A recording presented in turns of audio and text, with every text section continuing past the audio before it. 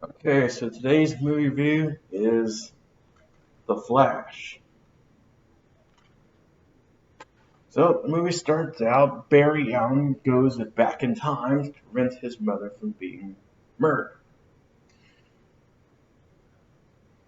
And while he goes back in time, he meets his younger self. And this causes time to split in half.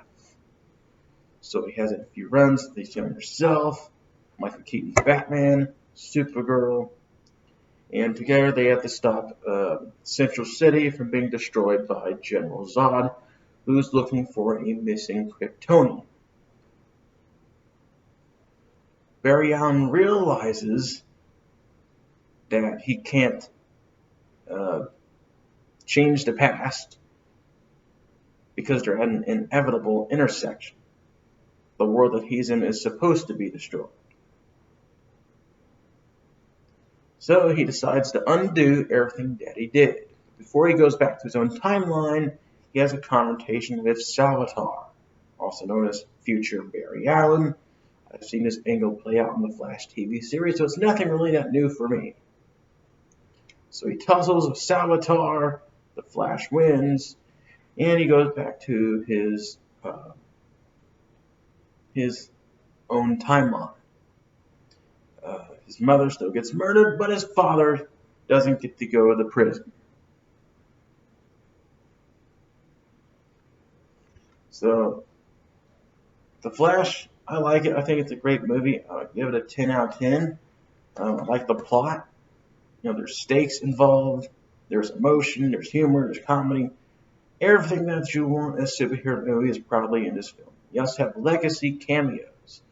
Cameos from Ben Affleck, Jason Momoa, Gal Gadot. Michael Keaton's in this film. Michael Shannon.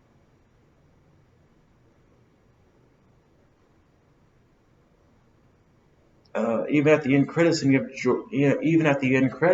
George Clooney coming back. He's the Bruce Wayne that meets Barry Allen after he goes back to his timeline. Barry Allen realizes that he screwed up again, so maybe his father's supposed to go to prison. We also see cameos from deceased actors, like Christopher Reeve, George Reeves. I think Kirk Allen's in this film. Adam West, he's in this movie. We also have actors. We also have cameos from other actors, like Nicolas Cage. He was going to be in a Superman movie, but it got canceled. Even Henry Cavill has like a CGI cameo. So this movie has emotion to it. There's stakes. There's humor. There's action.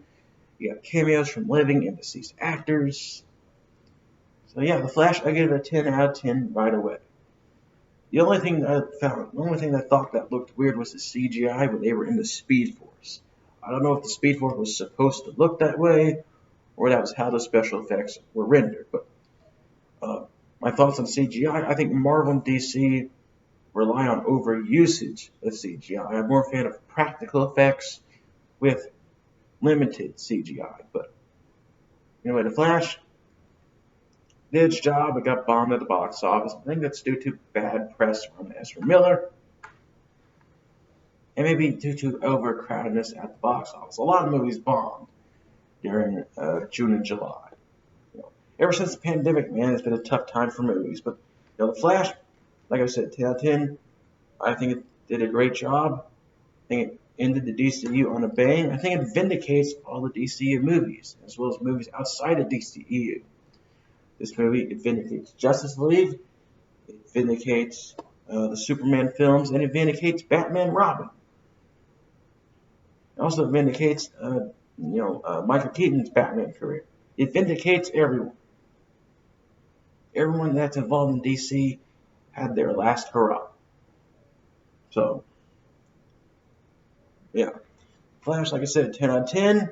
And I guess we're going to see what the DCU has to say about this. Can they top the DCEU? I don't know. But I'll see you guys next time for our next review.